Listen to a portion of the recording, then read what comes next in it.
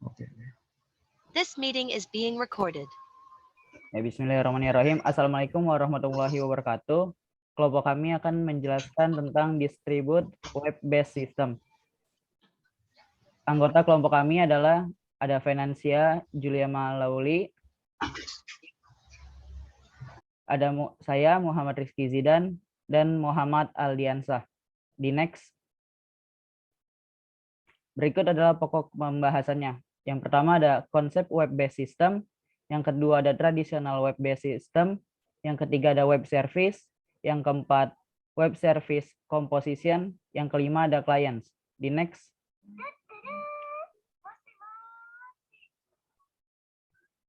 Konsep web-based system, World Wide Web atau disebut juga WWW, dapat dilihat sebagai sistem terdistribusi besar yang terdiri dari jutaan klien dan server untuk mengakses dokumen terkait. Server memelihara koleksi dokumen, sementara klien memberi pengguna antarmuka yang mudah digunakan untuk menyajikan dan mengakses dokumen-dokumen itu. Web dimulai sebagai proyek di CERN, Laboratorium Fisika Partikel Eropa di Jenewa, untuk membiarkan kelompok peneliti yang besar dan tersebar secara geografis mengakses dokumen bersama menggunakan sistem hypertext sederhana.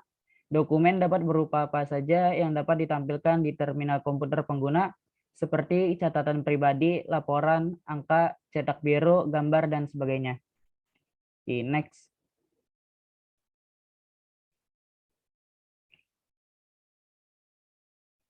Oke. Tradisional web-based system. Banyak sistem berbasis web masih dikelola sebagai arsitektur klien server yang relatif sederhana. Inti dari situs web dibentuk oleh proses yang memiliki akses ke sistem file lokal menyimpan dokumen.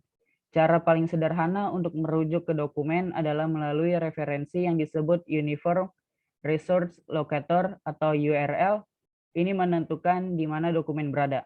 Seringkali dengan menyematkan nama DNS dari server terkait bersama dengan nama file, di mana server dapat mencari dokumen dalam sistem file lokalnya. Selanjutnya, URL menentukan protokol tingkat aplikasi untuk mentransfer dokumen di seluruh jaringan. Di next.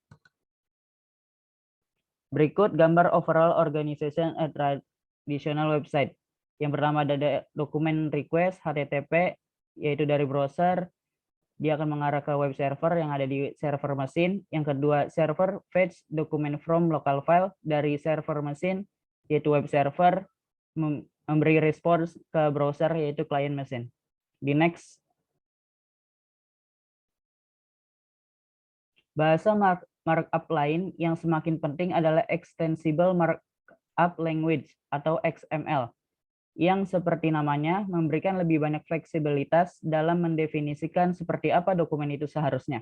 Perbedaan utama antara HTML dan XML adalah bahwa yang terakhir menyertakan definisi elemen yang menandai dokumen. Dengan kata lain, itu adalah bahasa meta markup. Pendekatan ini memberikan banyak fleksibilitas ketika harus menentukan dengan tepat seperti apa dokumen itu terlihat. Tidak perlu berpegang pada model tunggal seperti yang ditentukan oleh bahasa markup, tetap seperti HTML. Setiap dokumen tertanam memiliki tipe MME terkait. MIME adalah kepanjangan dari Internal Mail Exchange, dan seperti namanya, awalnya dikembangkan untuk memberikan informasi tentang isi dari badan pesan yang dikirim sebagai bagian dari surat elektronik. MIME membedakan berbagai jenis konten pesan. Tipe-tipe ini juga digunakan dalam WWW, tetapi perlu dicatat bahwa standarisasi sulit dengan format data baru yang muncul hampir setiap hari. Di next, yang selanjutnya akan dibahas oleh Muhammad Aldiansah. Berikut gambar 6 top level MIME types and some common subtypes. Itu type-nya ada text, image, audio, video, application, multipart. Next.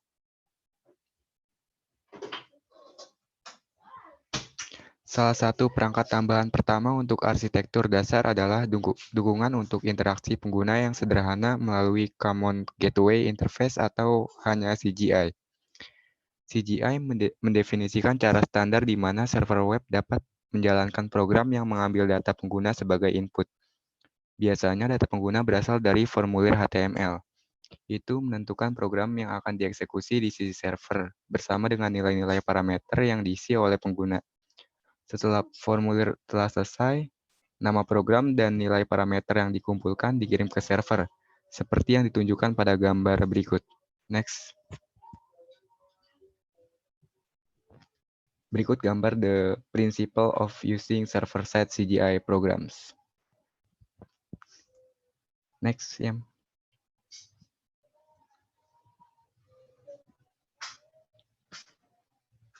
Ketika server melihat permintaan itu, memulai program bernama dalam permintaan dan melewati itu nilai parameter. Pada titik itu, program hanya bekerja dan biasanya mengembalikan hasil dalam bentuk dokumen yang dikirim kembali ke browser pengguna untuk ditampilkan. Tugas utama server yang digunakan untuk menangani permintaan klien hanya dengan mengambil dokumen. Dengan program CGI, mengambil dokumen dapat didelegasikan sedemikian rupa sehingga server akan tetap tidak mengetahui apakah suatu dokumen telah dihasilkan dengan cepat atau benar-benar membaca dari sistem file lokal. Next, Yam. Selanjutnya akan dijelaskan oleh Yama. Oke, selanjutnya web service. Komponen terpenting dalam arsitektur layanan web dibentuk oleh layanan direktori yang menyimpan deskripsi layanan. Layanan ini mematuhi standar deskripsi universal. Penemuan dan integrasi atau UDDI seperti namanya UD or menentukan tata letak database yang berisi deskripsi layanan yang akan memungkinkan klien layanan web untuk menelusuri layanan yang relevan. Layanan dijelaskan dengan menggunakan bahasa layanan web definisi atau WSDL yang merupakan bahasa formal sangat mirip dengan bahasa definisi antarmuka yang digunakan untuk mendukung komunikasi berbasis RPC. Deskripsi WSDL berisi definisi yang tepat tentang antarmuka yang disediakan oleh layanan, yaitu spesifikasi prosedur, tipe data, lokasi layanan atau logis, dan lain-lain.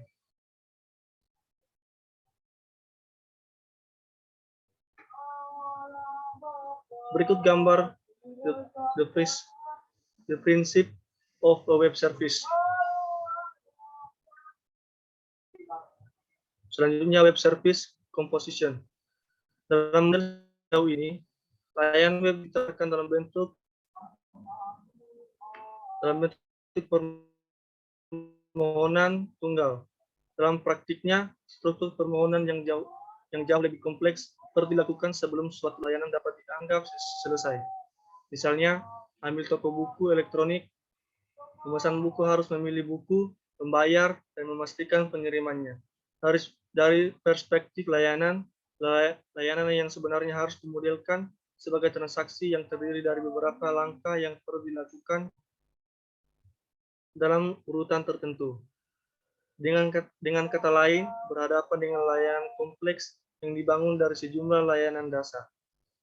Kompleksitas meningkat ketika mempertimbangkan layanan web yang ditawarkan dengan menggabungkan layanan web dari penyedia yang berbeda. Contoh tipikal adalah merancang toko berbasis web. Sebagian besar toko terdiri dari 3 bagian. Bagian pertama yang digunakan untuk memilih barang yang diinginkan oleh klien. Yang kedua, menangani pembayaran barang-barang tersebut. Dan yang ketiga, menangani pengiriman dan pelacakan barang berikutnya. Untuk mendirikan toko seperti itu, provider mungkin ingin menggunakan layanan bank elektronik yang dapat menangani pembayaran, tapi juga layanan pengiriman khusus untuk menangani pengiriman barang. Dengan cara ini, pemberi izin dapat berkonsentrasi pada bisnis intinya, yaitu penawaran barang. Selanjutnya, klien web yang paling penting adalah perangkat lunak yang disebut web browser, yang memungkinkan pengguna untuk menavigasi halaman web dengan mengambil halaman itu di server dan kemudian menampilkannya di layar. Browser biasanya memilihnya melalui satu klik mouse. Berikut gambar the logic component of a web browser. Aspek penting browser web adalah bahwa mereka harus atau idealnya menjadi platform independen. Tujuan ini sering mencapai dengan memanfaatkan perpustakaan grafis standar.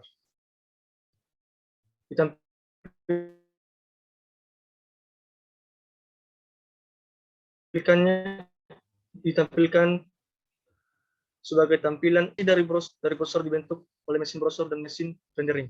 Yang terakhir berisi semua kode untuk menampilkan dokumen dengan benar seperti yang sudah dijelaskan sebelumnya. Oke, sekian dari pembahasan kami. Terima kasih. Sekian dari pembahasan kami tentang distribute web-based system. Kurang lebihnya mohon maaf. Assalamualaikum warahmatullahi wabarakatuh.